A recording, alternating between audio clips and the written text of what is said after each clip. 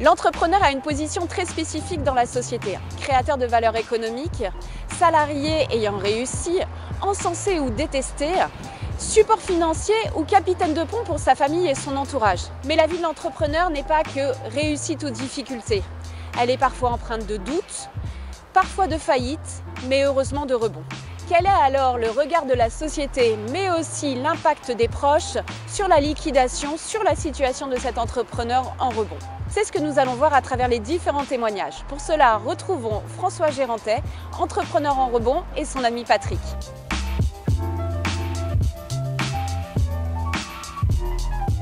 Bonjour François. Bonjour Laetitia. Bonjour Patrick. Bonjour Laetitia. François, expliquez-nous votre parcours d'entrepreneur et comment vous en êtes arrivé justement au rebond. Alors tout d'abord, le parcours d'entrepreneur, c'était un grand projet qui s'est étalé sur plusieurs années et qui a commencé par une vie de salarié avec une expérience de 15 ans dans un grand groupe et puis le rachat d'une entreprise, une boulangerie, grosse boulangerie d'à peu près 15 salariés. Au moment du rachat, je me rends compte qu'entre le compromis et la vente, la situation de l'entreprise avait fortement évolué dans le mauvais sens et que le jour de la signature, l'entreprise était déjà à peu près en situation de cessation de paiement. Donc là, vous passez de statut, on va dire, de super salarié dans un grand groupe connu, il faut le dire. Ensuite, en tant qu'entrepreneur, donc une image, j'imagine, de vos proches et de la société plutôt favorable, un peu l'entrepreneur super-héros. Et ensuite, paf, patatras, et là, le regard de la société change sur vous. Comment vous avez vécu ça? Tout d'abord, une liquidation. Pour l'entrepreneur, moi je l'ai vécu comme un tsunami. Tout s'effondre, je me retrouve avec des dettes, des inquiétudes, des craintes, savoir est-ce que je vais pouvoir garder mon logement, des doutes sur mes capacités et surtout effectivement le regard des autres qui change. Et là, il y a une anecdote qui m'a marqué. Dans mes besoins financiers, j'ai fait plusieurs petits boulots à faire la circulation à la petite école du village et donc pour permettre que les enfants traversent en toute sécurité. C'est un petit village où beaucoup de personnes se connaissent et je me suis rapidement rendu compte que plein de gens que je connaissais n'osaient plus venir me dire bonjour et faisaient semblant de ne pas me voir.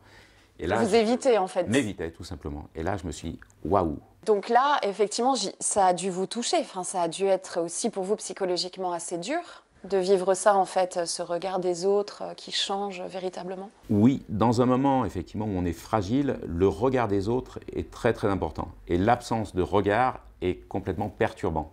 Oui, c'est l'indifférence, en fait. Alors, c'est l'indifférence, et puis en y réfléchissant, je me suis rendu compte que c'était aussi une incapacité des gens à comprendre ce que je vivais, à mettre des mots, à apporter des bonnes paroles. Ça, c'est des choses de spécialistes. C'est 60 000 rebonds qui peut faire ça, qui a le savoir, qui a l'expérience. Alors justement, Patrick, vous êtes ami de François depuis de longues dates. Vous avez donc vécu le parcours de François à ses côtés, salarié, entrepreneur, en liquidation et maintenant en rebond. Comment l'avez-vous vécu en tant qu'ami, justement? Alors moi, je l'ai vécu sur deux plans. Alors effectivement, en tant qu'ami et puis en tant que moi-même aussi sur la partie auto-entrepreneur. La partie amie, c'est vrai que c'est toutes ces périodes-là où effectivement il y a certaines difficultés, où quelque part ressortent effectivement les tendances des uns et des autres, qui sont des amis comme des véritables amis ou des gens qui ont plutôt un regard négatif. Je trouve un petit peu toujours dommage qu'on s'aperçoive des véritables amis, en tout cas des gens qui viennent en soutien dans les moments difficiles. C'est toujours la facilité de dire bah, tiens, je le laisse de côté parce que de toute façon il n'y a plus aucun intérêt, il est dans la mouise, je vais le laisser dans sa mouise. Moi ce que j'admire c'est le fait qu'il ait quand même rebondi aujourd'hui et qu'il ait pris, je dirais, les rênes entre les mains et qu'il ait passé ce cap qui est effectivement très difficile, quoi. Voilà. Pour aujourd'hui rebondir et être bien, avoir repris la pente dans le bon sens. Alors justement François, où en êtes-vous actuellement? Depuis un an, j'ai recréé une activité dans le ramonage, puis dans l'installation de poêles à granulés qui est en train de se développer. J'ai d'autres projets qui sont en train de se mettre en œuvre aussi sur la partie régulation de chauffage. Donc je vois l'avenir d'une façon porteuse, positive. Je me sens lucide, je me sens entouré.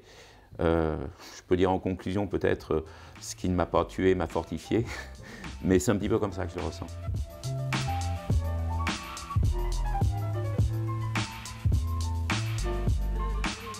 Bonjour Fabienne. Bonjour Laetitia. Alors vous êtes coach et vous êtes également coach bénévole pour l'association 60 000 rebonds.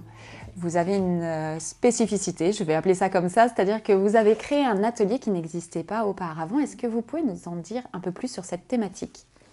Alors effectivement, j'ai créé un atelier il y a de ça 2 ans à peu près. C'est parti. Alors ça parle du conjoint et de la place particulière qu'il occupe dans la vie de l'entrepreneur, qu'il soit en rebond ou pas, mais là en l'occurrence entrepreneur en rebond. Et c'est parti d'un travail d'accompagnement donc avec un entrepreneur en rebond où pendant le temps d'échange, des séances, souvent la place de son conjoint arrivait dans la discussion. Donc je lui ai proposé de mettre ce sujet-là dans ce qu'on appelle nous un GED, c'est un groupe d'échange et de développement, donc de sortir du cocon un peu protégé de la relation avec son coach ou son parent ou sa marraine, pour l'amener en grand groupe. Donc au départ, ça a été le sujet voilà, là en fait. Exactement. Et au départ, donc il était un peu frileux parce qu'il a dit non mais c'est un sujet un peu sensible, donc voilà. C'est privé, c'est intrusif, c'est intime même limite. Alors, intime. C'est vrai que ça peut paraître intime, mais en fait, quand on est entrepreneur, vie perso, vie pro, c'est quand même très mélangé, quoi. Et puis lors d'une liquidation aussi, on parle souvent des 3D. Et dans les 3D, il y a quand même... Dette, dépression, divorce. La partie divorce, en fait, quand il y a un dépôt de bilan, c'est un peu tout qui part en même temps, quoi. L'image du chef d'entreprise qui est très ébranlée. Oui. Et puis du coup, dans le regard du conjoint, il y a aussi le fait que la personne qui était vue comme quelqu'un qui était solide, qui avait un projet, une entreprise, etc., du coup... Voire support financier également. Voilà, voire support financier. Et du coup, ça provoque beaucoup d'insécurité et dans le couple et aussi pour le conjoint. Ce qu'on observe aussi dans le cadre de ces ateliers, c'est que ça leur permet aussi de prendre conscience qu'ils ne sont pas seuls dans l'aventure. C'est-à-dire que même si c'est eux qui portent le projet entrepreneurial, en fait, le conjoint, il a une charge mentale qui est celle de la famille, quoi. Et du coup, quand l'électrochoc du dépôt de bilan se passe, ça insécurise énormément le conjoint. Voire la famille. Voire la famille. Alors, suite justement à la réalisation de ces ateliers, est-ce que vous en mesurez déjà les effets ou les impacts ? Alors les effets, déjà il y a un effet très court terme pendant l'atelier qui est vraiment, il y a une espèce de respiration en disant je ne suis pas seule à vivre ça en fait. Donc on est tous plus ou moins en train de vivre la même chose. La deuxième chose, c'est ce que je viens d'évoquer, c'est-à-dire qu'ils prennent conscience en discutant qu'ils ne sont pas seuls et que la charge mentale elle est aussi du côté de leur conjoint. Et ça change aussi un peu ça change eux-mêmes leur regard vis-à-vis de ce qu'ils sont en train de vivre, quoi. Donc il y a aussi ça, le fait de se dire finalement mon conjoint, ce que je prenais pour de la défiance, finalement, c'est peut-être juste de la peur ou de l'inquiétude de me revoir mal, quoi, comme j'ai été, quoi. Enfin, moi, ça me plaît beaucoup parce que je trouve que c'est très, très touchant comme moment d'échange. Parce que derrière l'entrepreneur, il y a aussi un homme ou une femme, quoi. Bien sûr. Et comment on n'est pas l'un ou l'autre, quoi. On est en même temps et on fait comme on peut, quoi.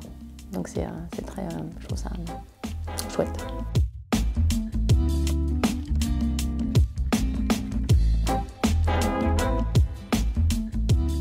Bonjour Laurence, bonjour Christian. Bonjour. Merci de nous accueillir chez vous.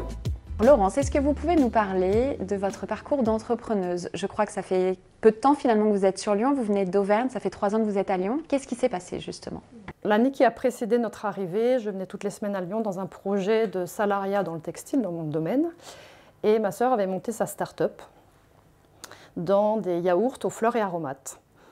Elle était associée, cette associée a décidé de partir. Et au moment de notre arrivée, elle m'a proposé d'intégrer la structure.